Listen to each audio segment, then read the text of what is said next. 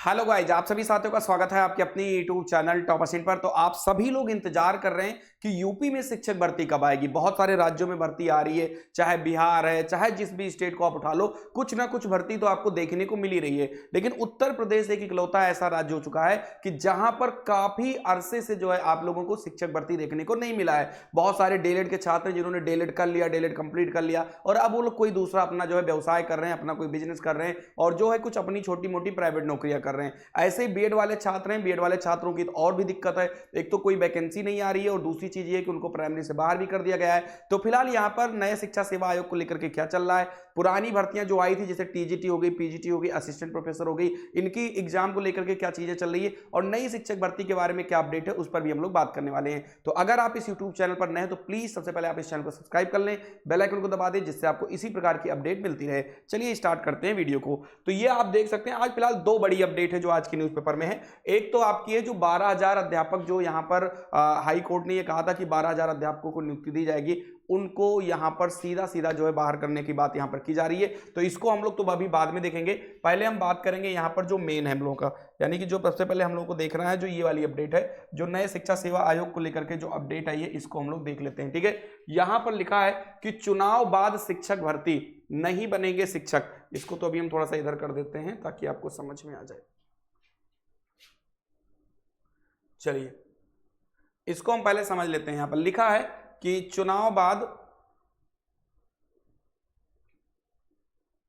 देखिए चुनाव बाद शिक्षक भर्ती का आज तैयार होगा खाका, यानी शिक्षक भर्ती का आज खाका तैयार होगा और आज जो है मीटिंग होने वाली है और चुनाव के बाद में शिक्षक भर्ती प्रक्रिया स्टार्ट की जाएगी। बात क्या चल रही देखो, यहां पर अध्यक्ष एमपी अग्रवाल आयोग के सभी 12 सदस्यों के साथ आज बैठक करेंगे, मीटिंग होगी आज। क्या है लिखा है यहां पर, देखिए आप पहले लिखा है कि लोकसभा चुनाव के बाद शिक्षक भर्ती शीघ्र करने के उद्देश्य से बुधवार को नए शिक्षा सेवा चयन आयोग की बैठक होगी। आयोग के कार्यवाहक अध्यक्ष और प्रमुख सचिव उच्च शिक्षा एमपी अग्रवाल के नेतृत्व में होने वाली बैठक में आयोग से जुड़े कार्यों में तेजी लाने पर भी मंथन होगा। बैठक में आयोग के सभी अफसर और 12 सदस्य मौजूद रहेंगे। आयोग के नवनियुक्त कार्यवाहक सचिव व उच्च शिक्षा के विशेष सचिव गिरिजेश त्यागी ने मंगलवार को माध्यमिक शिक्षा सेवा चयन बोर्ड के उप सचिव नवल किशोर, यानी इन सभी लोगों को बुलाया है और इनकी बैठक करवाई है। मेन फोकस इनका क्या, मेन फोकस है इस बैठक का कि जो भर्ती फंसी हुई है, चाहे टीजीटी है, पीजीटी है और असिस्टेंट प्रोफेसर, उनके एग्जाम को करवाना। देखिए बैठक,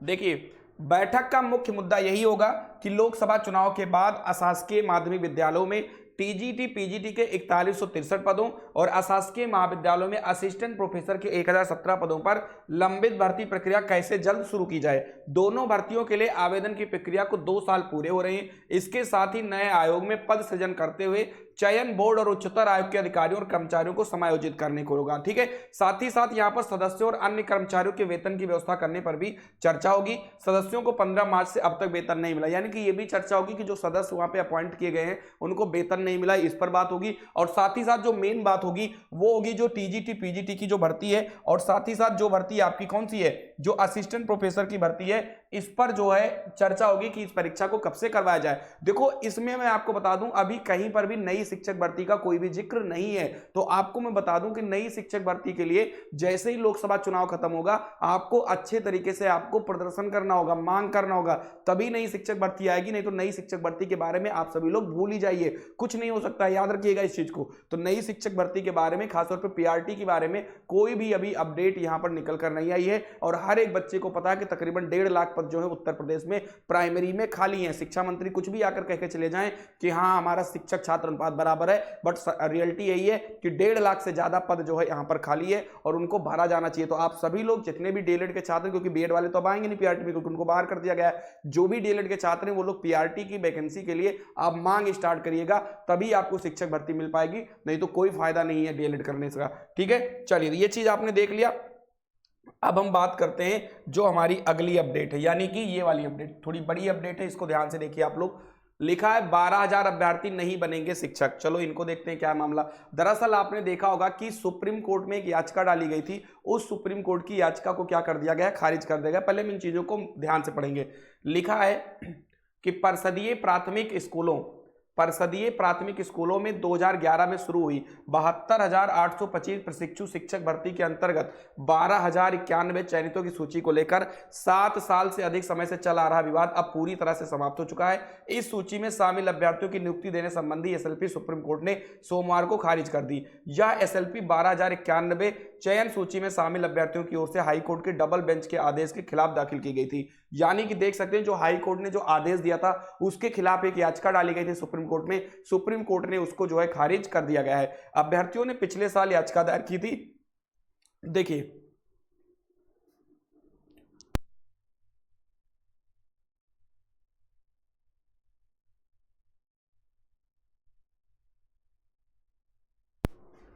यहां पर और भी ये चीजें देख सकते हैं, लिखा है कि सुप्रीम कोर्ट में याचिका दायर की गई थी जिस पर सुप्रीम कोर्ट ने कोई सुनवाई किए बगैर 27 सितंबर 2023 को या जो है यहां पर सीधा क्या किया, इन्होंने याचिका हाईकोर्ट को संदर्भित कर दी थी। सुप्रीम कोर्ट ने अभ्यर्थियों को हाईकोर्ट में अपनी बात रखने को कहा था। हाईकोर्ट में सुनवाई के दौरान सिंगल बेंच ने 12 जनवरी 2024 को कहा था कि जिनकी काउंसलिंग नहीं हुई है उनकी काउंसलिंग कराते हुए नियुक्ति पत्र जारी किया जाए। इसके खिलाफ राज्य सरकार की स्पेशल अपील पर हाई कोर्ट की डबल बेंच ने 16 अप्रैल को एकल पीठ के आदेश को यह कहते हुए रद्द कर दिया था कि नियुक्ति प्रक्रिया शुरू होने के 13 साल बाद काउंसलिंग कराने का आदेश नहीं दिया जा सकता है।